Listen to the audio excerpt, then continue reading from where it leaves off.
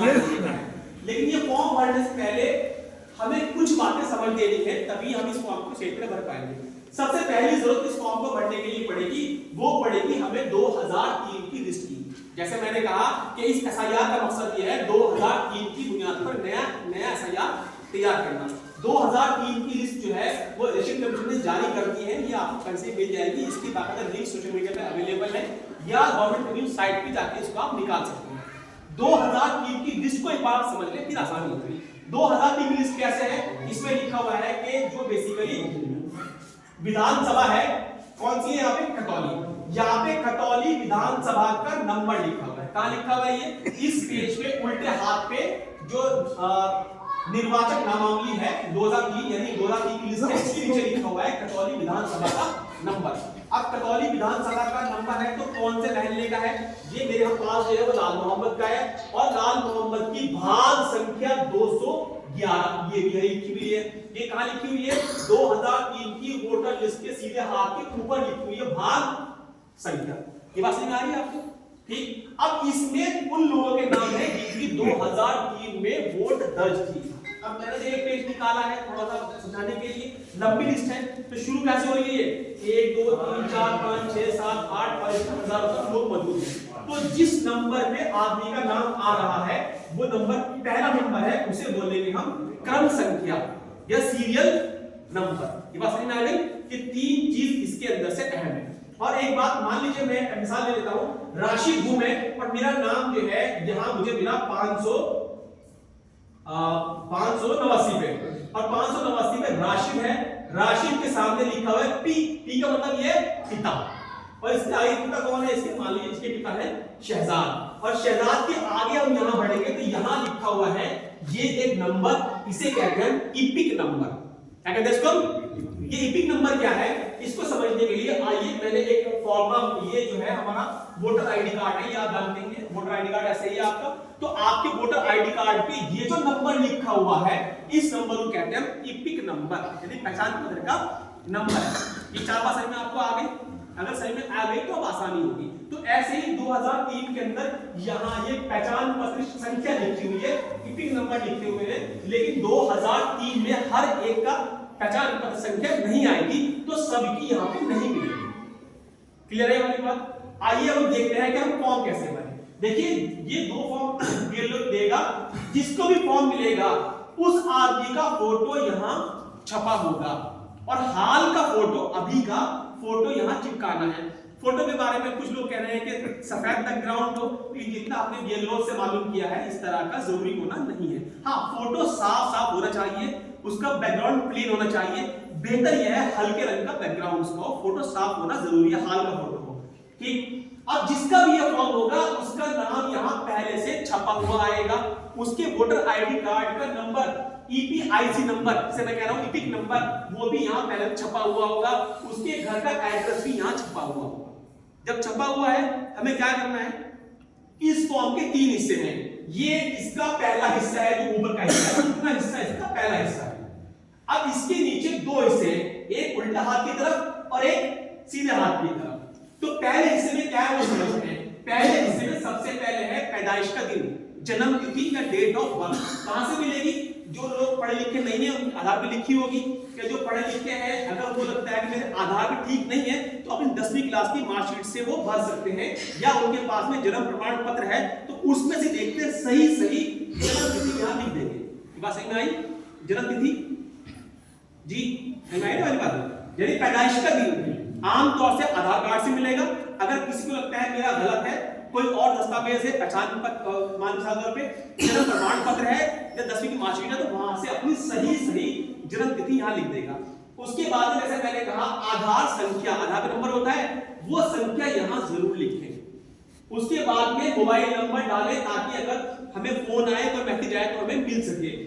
उसके बाद में जिसका हम ये फॉर्म भर रहे हैं, ये सारी बातें उसी के बारे में चल रही हैं। अब इसी आदमी का जिसका हम फॉर्म भर रहे हैं, इसके पिता का नाम यानी वालिद साहब का नाम यहाँ आ जाएगा।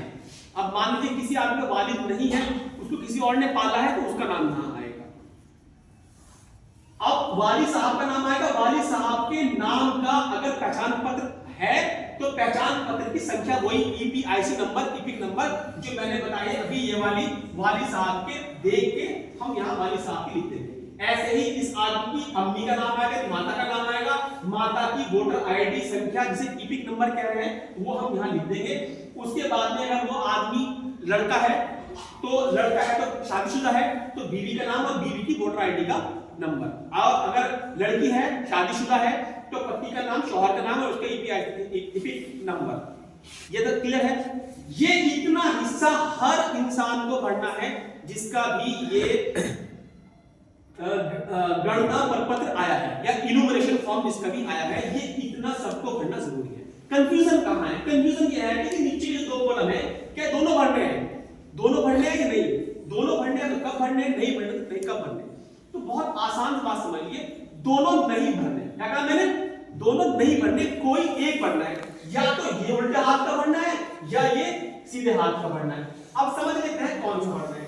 जिसका हम ये फॉर्म भर रहे हैं उसका नाम अगर 2003 की लिस्ट में आया है तो उसको अपनी 2003 की डिटेल उठाकर यहां इस हिस्से में उल्टी तरफ यहां लिख देनी है और ये उसको खाली छोड़ देना।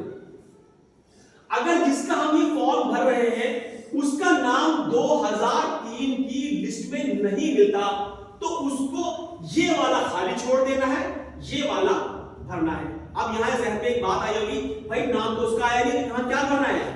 यहां जिस इंसान का नाम यहां नहीं आया, जिसका हम ये फॉर्म भर रहे हैं, उसके पिता का नाम या उसकी माता का, दादा का या दादी का, यानी ये अम्मी का, अब्बू का, दादा या दादी, जिसका भी नाम आ रहा हो यहां से देख के उसकी डिटेल हम यहां भर देंगे।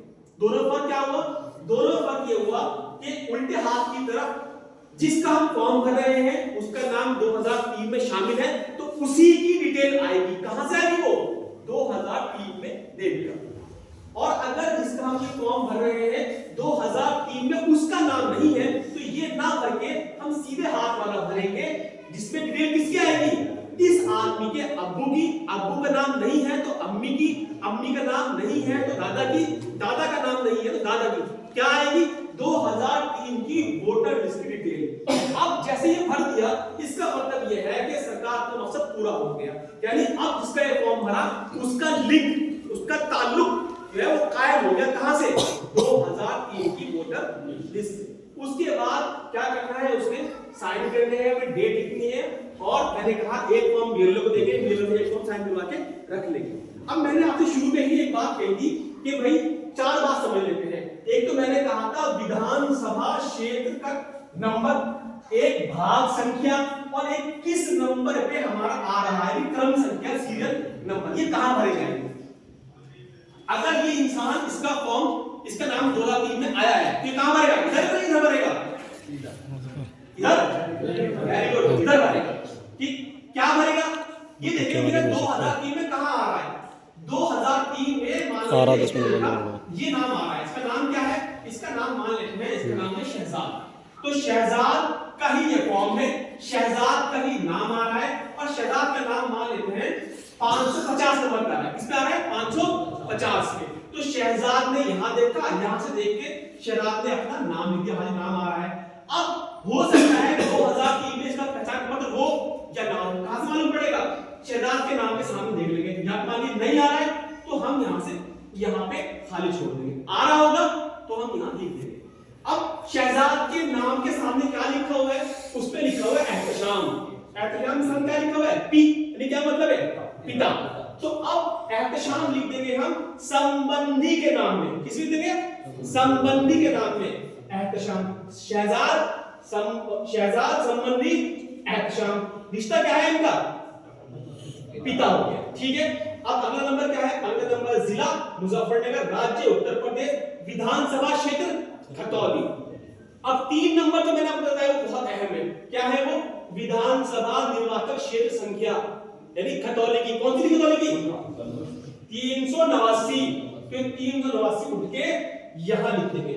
उसके बाद क्या है? भाग संख्या, जो इस महल्ले का मैंने मिसाल में लिया है उसकी भाग संख्या है 211। किसी की 210 होगी, किसी की 215 होगी, तो भाग संख्या यहां से उठाएंगे और यहाँ पे लिख देंगे। फिर क्रम संख्या यानी मेरी उस इसमें कौन से नंबर का नाम आ रहा है, हमने एग्जांपल में लिया 550, तो 550 यहाँ लिख देंगे। जैसे ही आपने 3 भरा, इससे साबित हो गया कि इस आदमी का खतौली विधानसभा के भाग नंबर 211 में क्रम संख्या नंबर 250 पर नाम दर्ज है। तो ये काम मुकम्मल, ठीक है। अगर इसका नाम नहीं है तो फिर यहाँ किसकी भरेंगे हम? हाँ वही कह रहा हूं मैं। अब इसका नाम लिस्ट में नहीं है तो अब क्या भरेगा? अब ये वाला भरेगा। तो यहाँ क्या भरेगा? वो नाम नहीं है, ये तो भरेगा नहीं। अब भरेगा या तो 2003 में इसमें उसका अब्बू का नाम होगा, या अम्मी का नाम होगा, या दादा का नाम होगा, या दादी का, किसी का तो होगा।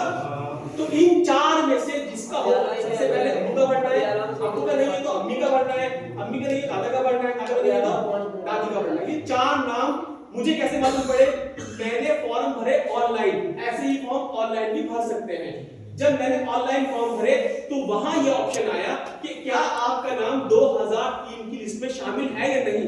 मैंने कहा नहीं, तो वहां मुझे 4 लिखेगा सामने कि ठीक है, आपने डेट डाली किसकी, या तो पिता की, या माता की, दादा की, या दादी की। तो अगर इस आदमी का नाम 2003 में नहीं है तो इसके अब्बू का होगा, इसकी अम्मी का होगा, इसके दादा का होगा, इसकी दादी का होगा।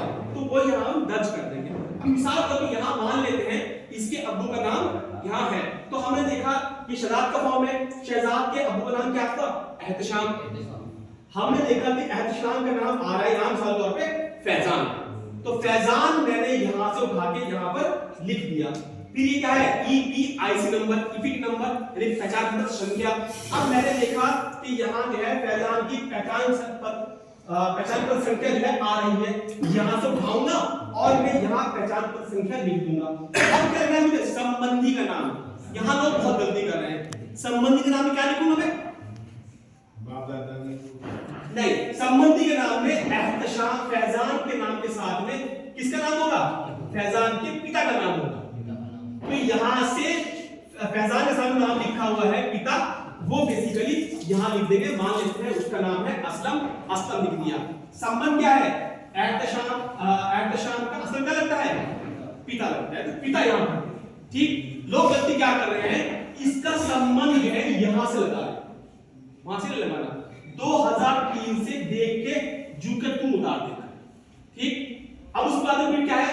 फिर आ गया जिला, फिर आ गया राज्य, फिर विधानसभा क्षेत्र खतौली, वही 3 नंबर जो मैंने बताया। विधानसभा क्षेत्र का नंबर खतौली का 389 यहां डाल देंगे। भाग संख्या इस साल 210 211 है, 211 क्यों एग्जांपल में वो यहां डाल देंगे। किस नंबर पे आ रहा है? हां मालूम पड़ा ये आ रहा है 600 नंबर पे, तो 600 नंबर यहां लिख देंगे। बात समझ में आई आपको? ऐसे ये फॉर्म भरना है। अब कुछ छोटे-छोटे सवाल जो लोगों के जहन में आ रहे हैं। एक बड़ा सवाल तो ये है कि जिनके यहां बहुएं आई हैं, बहू कोट तो यहां बनी नहीं इसकी अभी, वो वही गांव में है, क्या बनेगी?